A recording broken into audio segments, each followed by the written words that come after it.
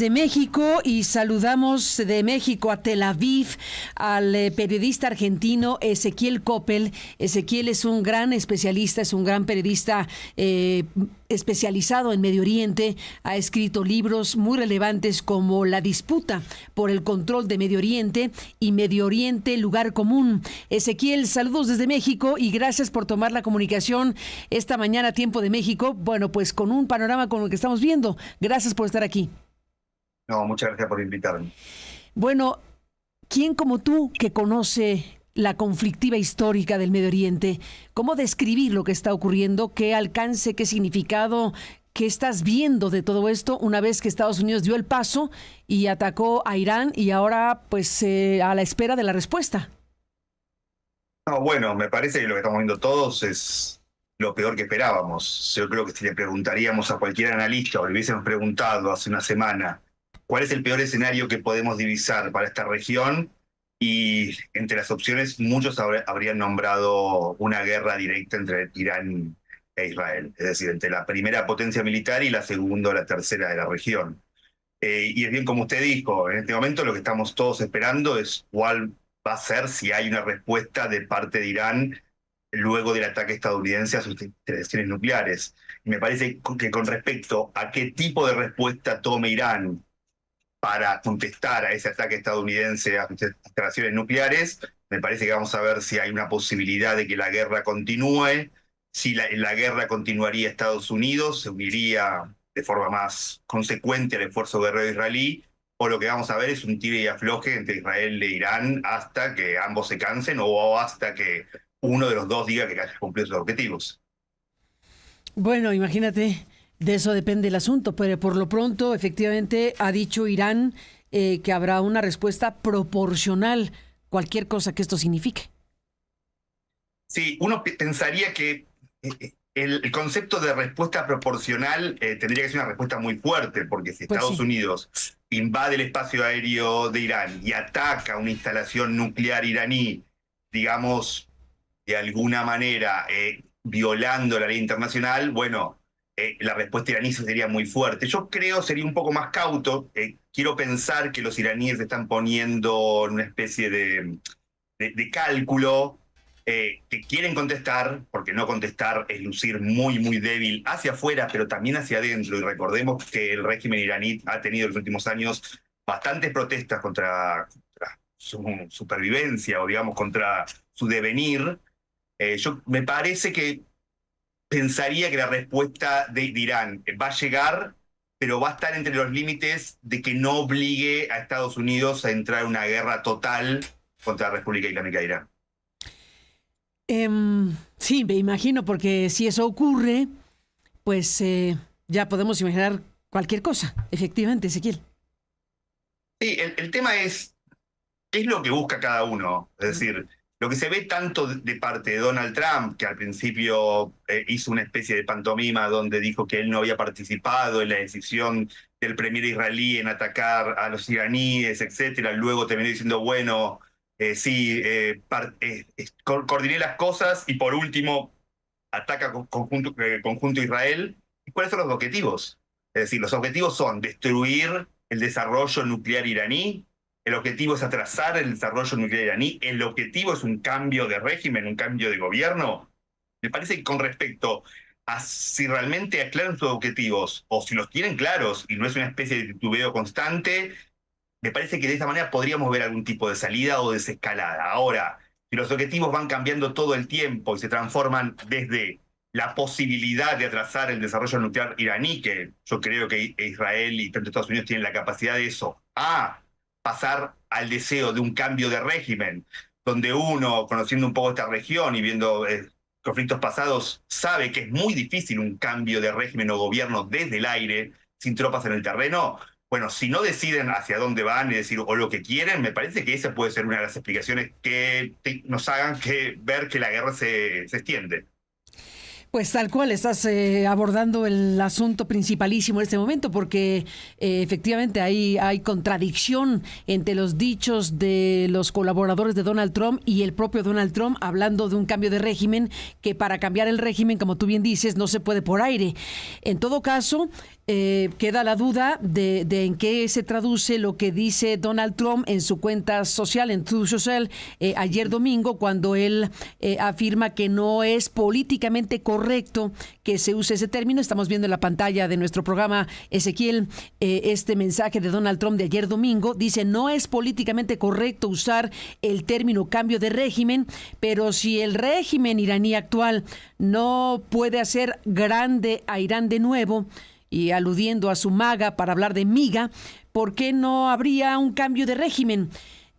Pues si está planteando eso el presidente, abre la puerta mínimamente a suponer que estaría dispuesto a una guerra por tierra, lo cual nos recuerda a Afganistán, nos recuerda a Irak y nos recuerda pues capítulos muy difíciles para Estados Unidos, donde miles de soldados murieron. Lo que pasa es que yo pienso, Donald Trump llegó al gobierno bajo una agenda de supuestamente sacar a Estados Unidos de lo que él y sus seguidores denominaron guerras interminables. Sí. Es decir, tanto la intervención en Irak como la intervención en Afganistán, bueno, terminaron bastante fallidas. La intervención en Irak dio nacimiento al Estado Islámico, con toda la virulencia que produjo esta región desde el 2014 hasta cerca del 2019, 2018. Y Afganistán, los estadounidenses terminaron pidiendo casi la vuelta de los talibanes. Si a mí me hubiesen llevado al pasado y me hubiesen puesto el 12 de septiembre del 2001 y me hubiesen dicho que Estados Unidos va a hacer un acuerdo con las mismas personas que le dieron cobijo a Osama Bin Laden para hacer el mayor atentado terrorista en la historia de Estados Unidos, no lo hubiese creído. Ahora, quiero ver cómo convence Donald Trump a su población para decirle que tiene que mover cerca de 100.000 soldados en el terreno para invadir Irán. Y aparte Irán, para recordar, parece en principio mucho más complicado que invadir que Irak. De por sí son 80 millones de personas, un territorio muy extenso. Enorme. Lo que nos deja claro que, bueno, que una invasión israelí, bueno, sería casi imposible, solamente por la cantidad de tropas que tienen. Déjame detener en el tema del ayatolá, que bueno, pues el propio Donald Trump ha dicho, es un blanco fácil, no lo vamos a eliminar aún, en pocas palabras. En uno de los escenarios que uno puede imaginar en estos momentos, ¿qué podría pasar si decide dar el paso Estados Unidos o Israel para eliminar o matar al ayatolá, líder supremo de la Revolución Islámica? Bueno, yo creo que si Israel termina haciendo eso, o Estados Unidos, me parece que estaría siguiendo el playbook de lo que fue su disputa del año pasado con el Hezbollah. Pero me parece que donde empezaron a eliminar a todos los mandos altos y después terminaron con el líder. Me parece que igual podría llegar a ser un error de cálculo en el sentido de que no creo que Irán sea igual que el Hezbollah, ni en cuanto a su estructura. El Hezbollah es un partido político, es un grupo paramilitar, pero no es el sistema que rige el Estado hace más de 45 años. Yo creo que esto, como lo sé yo y lo sabe un montón, también lo sabe el propio líder supremo, y por eso mismo se conoce la información de que ha elegido sucesores. Yo me temo que si llega a ser una jugada de ese perfil, bueno, estaría en la tapa de todo el mundo aplaudiría la fuerza de Estados Unidos o de Israel, pero también podría pensar que terminaría siendo la última gota del vaso que termina de agrupar a los iraníes. Hay muchísimos iraníes que se oponen al régimen, un régimen dictatorial, muy crudo con su población, imponiendo leyes draconianas, pero también vale recordar la historia misma de esta región, es decir, cualquier actor invadido por extranjero automáticamente se une. Pues ese es el tema. Déjame preguntarte sobre el lugar donde te encuentras. ¿Qué pasa con Benjamín Netanyahu, que tiene su oposición interna por mil razones, pero en este momento, cómo están las fuerzas políticas y sociales en Israel, en la decisión de Israel de dar el primer paso para atacar a Irán? Cuéntame cómo está en este momento esta ecuación. Bueno, en silencio. La población está en silencio. La población está prestando un apoyo silencioso al esfuerzo guerrero israelí. Yo creo que acá hay una especie de de opinión conjunta que dice que, bueno, que la tiene la población, que era hora, que tarde o temprano tenía que llegar, que Israel lidie con Irán, porque no puede haber ningún actor en la región que tenga armas de destrucción masiva como Israel. También vale aclarar, para ser justo, el gobierno iraní ha declarado en bastantes ocasiones de que ve como en parte de sus objetivos, su estrategia, la búsqueda de la destrucción del Estado hebreo. Lo que también un poco complica toda esta idea es que hace no mucho tiempo, exactamente hace 7 años, había un mecanismo que limitaba el desarrollo nuclear iraní. Y que los mismos actores que hoy están atacando a los iraníes son los que lo destruyeron. No lo digo yo, lo dice cualquier observador independiente. En el tiempo que existió el acuerdo nuclear entre Estados Unidos, más 5 potencias mundiales, e Irán, el enriquecimiento de uranio iraní era mínimo y no estaban los iraníes buscando ninguna arma de destrucción masiva. Eso empieza a partir de que Estados Unidos rompe unilateralmente un acuerdo que habían firmado. Entonces, bueno, ¿es realmente esa la búsqueda? Es una gran pregunta.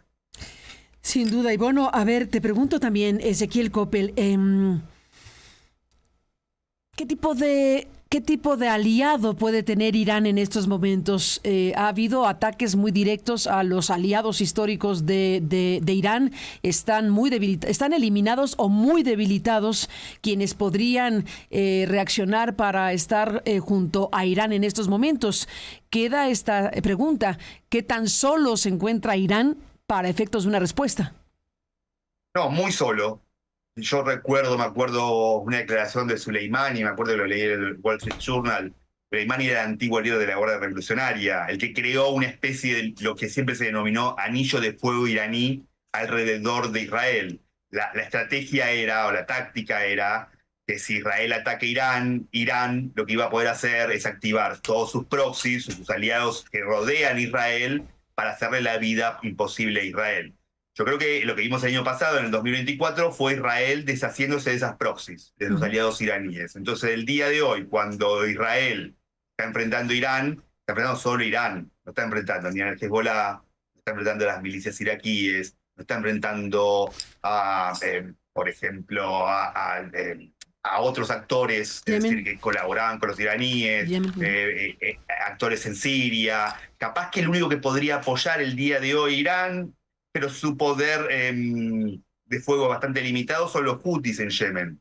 Ahora el tema es que hagan también el estrecho de Hormuz. Ahí parece que los hutis podrían tener una actitud un poco más compleja y no tan esperable. En cuanto a lo que son las potencias internacionales, no, ni Rusia ni China van a pelear esta guerra por Irán, sinceramente. Ahora también son dos actores que les preocupa que el conflicto siga, porque sus intereses no solamente pueden ser dañados, sino incluso sus economías, especialmente China. Es decir, cualquier, vamos a decir, interrupción del flujo del petróleo iraní a China la lastimaría. Ahora, China hace una política como Estados Unidos de la región, donde pone boots on the ground, donde pone botas en el terreno. No, China no conduce su política en la región mediante el uso de la fuerza. Entonces, sus alternativas son limitadas.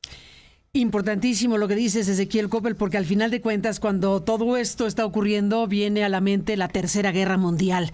La preocupación sobre que esto pueda detonar una extensión de un conflicto que detone ya una circunstancia mayúscula o mayor o ya extrema, con una concepto, como una idea, como una Tercera Guerra Mundial. Con lo que explicas, se disipa claramente esa posibilidad de que el asunto pudiera llegar a tocar ejes de poder geopolítico del alcance de Rusia o del alcance de China. Eso, dices, no va a ocurrir, y los aliados alrededor de Israel que fue construyendo Irán, pues efectivamente, como explicas, han sido o eliminados o debilitados suficientemente en este momento como para que no sean un riesgo en términos de con quién podría ir Irán con una conflagración con Israel y ya con los Estados Unidos.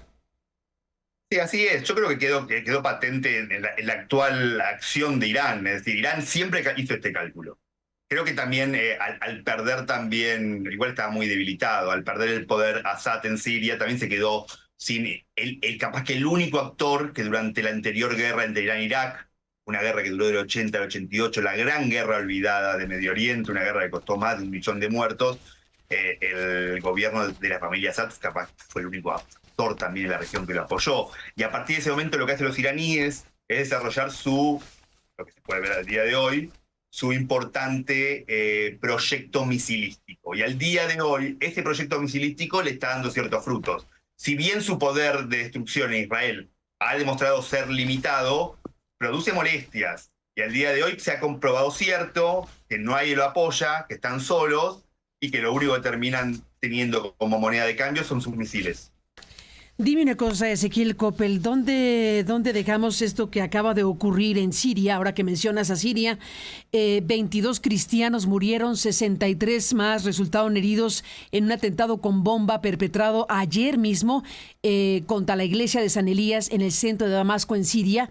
Está, bueno, dentro de la iglesia, un atentado brutal que se ejecutó justo cuando se celebraba la misa, cuando el templo estaba lleno de fieles de la rama ortodoxa griega del cristianismo, y ya pues las autoridades de Siria adelantaron que un hombre entró en la iglesia de San Elías, abrió fuego, mató a los cristianos y después se detonó con un chaleco explosivo. Esto se le atribuye al Estado Islámico.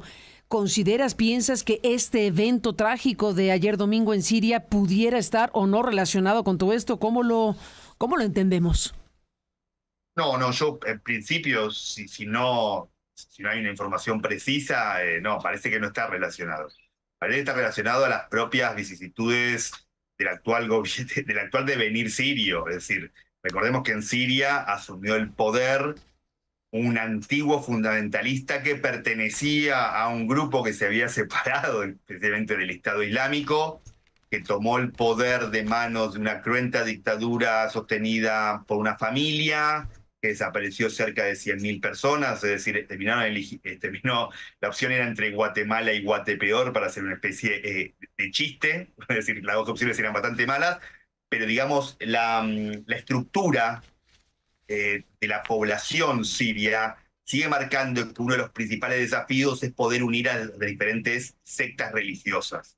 Y me parece que lo que estamos viendo acá es la intención del fundamentalismo islámico, de cierto grupo fundamentalista islámico, queriendo provocar un quiebre en esta especie de, en un principio, concordia entre las diferentes sectas de Siria, que yo creo que si no se logra, si el actual líder sirio, este antiguo fundamentalista, no logra una cierta paz en las diferentes sectas o las diferentes confesiones de Siria, Siria se puede transformar en un conflicto como fue anteriormente la guerra civil del Líbano. Y me parece que lo que buscan con estos atentados es eso, es terminar con esa especie de concordia que también ha resultado bastante parcial, porque también el gobierno sirio es acusado de realizar una gran masacre contra otra confesión, la confesión de los antiguos líderes de Siria, que son los alawitas. Ni más ni menos, pues Ezequiel Coppel, déjame hacerte 2 preguntas más y te aprecio muchísimo el tiempo que nos has concedido. Saludos desde México. Un tema que tiene que ver con las declaraciones de Grossi, el titular de la Organización Internacional de Energía Atómica, primero planteando que, bueno, pues no se puede confirmar, que nadie podría confirmar si se destruyó las centrales nucleares iraníes estrictamente hablando, y el segundo gran punto, esta versión de que pudo Irán haber sacado el uranio enriquecido y trasladado a otro lugar. ¿Qué se dice en Israel de estos 2 puntos que ha dado Grossi ayer ante el Consejo de Seguridad, que se convocó por urgencia, convocados por Irán, y que dijo cosas como estas? Un punto sobre las declaraciones de Grossi.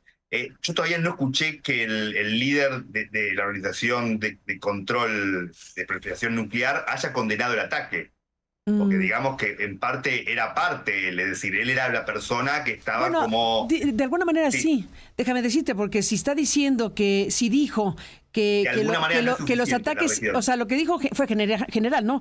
Los ataques armados contra lugares nucleares no deberían suceder porque se pueden desatar escapes radiactivos y con consecuencias graves. Digamos que fue un ataque, una condena indirecta, si lo quieres ver así. Una condena bastante suave, la verdad. Suave e indirecta, sí. Sí, suave e indirecta, y si uno, como dicen que el diablo está en los detalles, si uno quiere ver el detalle de ese lenguaje, bueno, hay un detalle de como querer dejar pasar la cosa. A mí me parece que, bueno, que realmente nosotros los ¿Tu periodistas, compatriota? mi compatriota, exacto, pero eso no garantiza que por ser mi compatriota tengo que decir No, no tienes que estar de acuerdo con que ha él. actuado muy bien. Para mí ha sido muy mala la actuación de Grossi, seguramente debe ser uno de los argentinos más importantes del mundo, pero ha Sí. sido muy mala en las últimas semanas, sus declaraciones, sus mensajes no claros, sus informes que no dejaban claro si Irán estaba buscando o no buscando un arma de destrucción masiva. Con respecto a si Irán trasladó los elementos necesarios para desarrollar un arma de destrucción masiva, yo, bueno, eso creo que no lo sabemos nosotros, los periodistas que estamos acá en el terreno, pero también sería cauto en el sentido de que cuál es el más clara arma, a ver si me entiende lo que quiero decir, para poder proseguir la guerra, para decir, bueno, no destruí lo que tenía que destruir, entonces sigo atacando. Es decir, que no logré Ujú. cumplir la destrucción de la instalación nuclear. Entonces yo sería un poco cauto con respecto a esa información. Me parece que puede llegar a ser manipulada en esta instancia. No la estoy negando. Me parece que es un poco apresurado. Es decir, que alguien entró y lo comprobó. Es decir, si hay inteligencia, y de inteligencia no se la muestra a los periodistas, nosotros no la podemos chequear. No, bueno, sí, te entiendo. Sí, lo que pasa es que lo dice quien lo dice, al final de cuentas, que no se ha podido confirmar que haya habido la destrucción total, como sí lo afirma Donald Trump, o Donald Trump está afirmando categóricamente que fue destruido totalmente todo. Así que ni tú ni yo lo sabemos. Al día de hoy no. Al día de hoy me parece que también uno tiene que tener en cuenta que esta guerra debe ser una guerra por la información, Sí. donde ambos quieren sumar puntos, quieren que sus poblaciones no estén enteradas de sus puntos más controvertidos, nadie quiere demostrar demasiada debilidad. Parece que también es un juego mediático también.